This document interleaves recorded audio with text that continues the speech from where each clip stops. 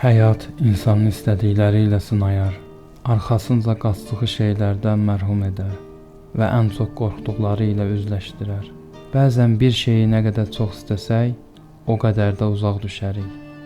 Sevdiklərimiz bizə sınaq, qorxularımız isə bizə dərs olar. Uca Allah buyurur. Allah heç kimi gücündən artıq vəzifələndirməz. Hər kəsin qazandığı yaxşı əməlin mənfəəti və ələ gətirdiyi pis əməlin zərəri özünə aiddir.